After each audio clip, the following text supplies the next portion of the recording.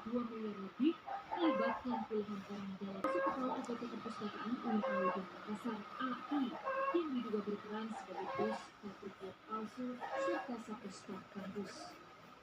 AI diketahui bergelar doktor dan merupakan salah satu dosen ilmu perpustakaan UIN Alauddin. Kasus ini melanggar dan polisi dalam sebuah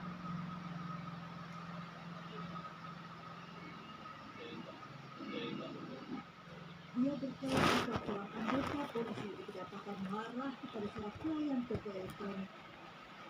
Dia terus marah bahkan mengancam akan menembak karyawan toko sambil menyatakan kabel lampu yang sebelumnya hendak dibeli. Video direkam pemilik usaha yang tidak terima dan menanyakan maksud ancamannya. Bahkan pria ini menantang minta diviralkan. Ya, Bapak bilang mau nembak kita. Kau ulang sekali lagi. Ulang sekali lagi, Dok. Kita bilang mau tembaknya, Bapak. Kau ngomong lagi. Belakangan baru diketahui pelaku merupakan anggota Polres Serdang Bedakai yang marah tentang KTP karyawan toko namun tidak dibuka. Pelaku telah diperiksa di Propam Polres Kepulauan Riau. Bahwa anggota polisi tersebut saat ini sudah dalam pemeriksaan dan pengawasan oleh Propam Polres Serdang Bedakai. Sebelumnya, pemilik polisi tersebut bertugas di Polres Serdang Bedakai. Kasus ini memperpanjang daftar kekerasan yang dilakukan polisi sejak terakhir. Kasus menewaskan rekan sesama polisi sementara sisanya korban merupakan warga sipil. Dari Serdang Bedakai, Sumatera Utara, Sania Sibuan, News melaporkan. Sementara itu, kasus polisi menembak mati dan mencuri mobil korban di Palangkaraya terus menjadi sorotan. Polisi membeberkan kronologi penembakan.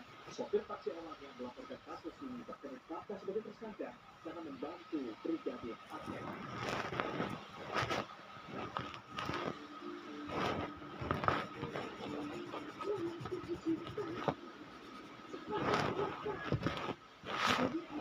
Anggota Polres Palangkaraya dipecat tidak hormat setelah terlibat pencurian mobil menembak mati korban.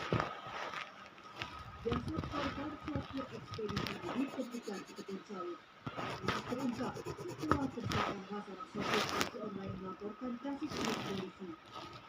Belakangan H yang merupakan saksi kunci ditetapkan polisi sebagai tersangka karena membantu pelaku masih membantu membuang jasad korban. Posisi dashboard belakang itu tengah, ya. Itu yang kedua.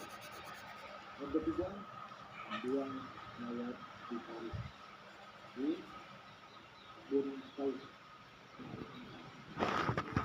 Meski melaporkan kasus menurut polisi, tersangka H sopir taksi online terkait kejadian Brigadir AKS mencuri mobil bodong. Dia membuang jasad korban. Keduanya juga menghindari mobil bak terbuka milik korban ke kiri dan di Palangkaraya, Kalimantan Tengah, Ade Sata, News melaporkan. Hindari minibus mobil pemadam kebakaran kebakaran dampak menabrak pohon hingga terguling. Nah, petugas terluka. Sementara di Gianyar, Bali, mobil rombongan wisatawan asal India dan 4 orang luka.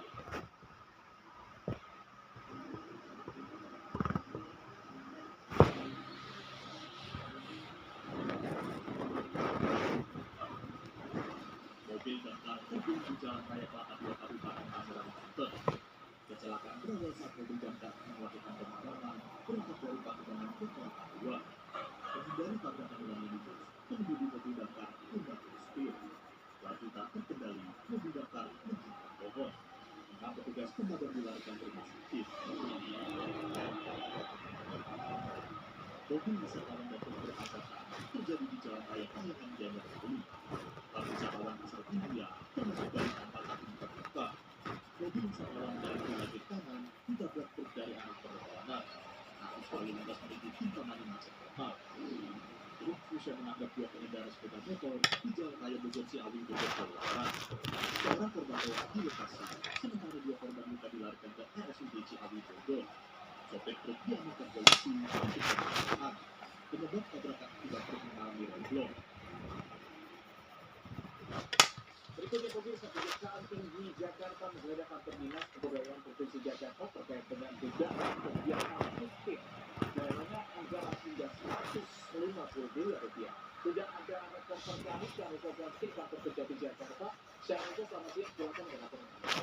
Sekali bahwa Kejaksaan Tinggi pada kemarin baru saja menggeledah kantor dinas kebudayaan Pemprov DKI Jakarta di Jalan Gatot Subroto, Setiabudi, Jakarta Selatan. Adapun keberadaan ini terkait dugaan tindak pidana korupsi terkait dugaan penyimpangan anggaran kegiatan untuk tahun 2023 oleh pihak dinas kebudayaan Pemprov DKI Jakarta. Adapun belum jelas kegiatan apa yang disebut penyimpangan, namun diduga ini tidak pidana korupsi ini mencapai 150 miliar rupiah.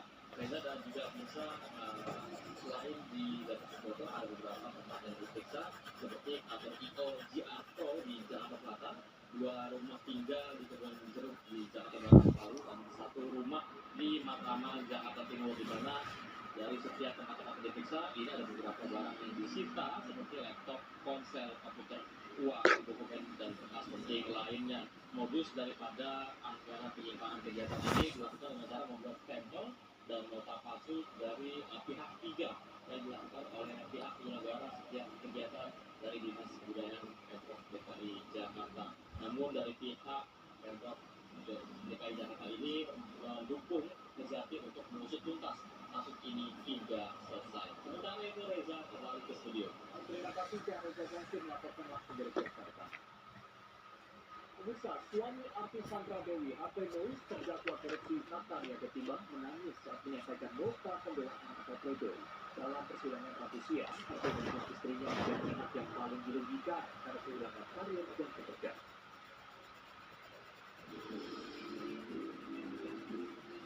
Saat menyampaikan pembelaan pada sidang pledoi Rabu siang, Harvey Mois berulang kali menyebut nama istrinya, Sandra Dewi. Dengan berurai air mata terdakwa korupsi kasus Pinanggi menyebut istrinya yang paling berdampak akibat kasus yang menjeratnya. Harvey mengungkapkan istrinya telah kehilangan popularitas, nama baik hingga kehilangan pekerjaan. Ia juga menyatakan rasa terima kasihnya kepada sang istri yang telah mendampinginya selama 7 tahun pernikahan.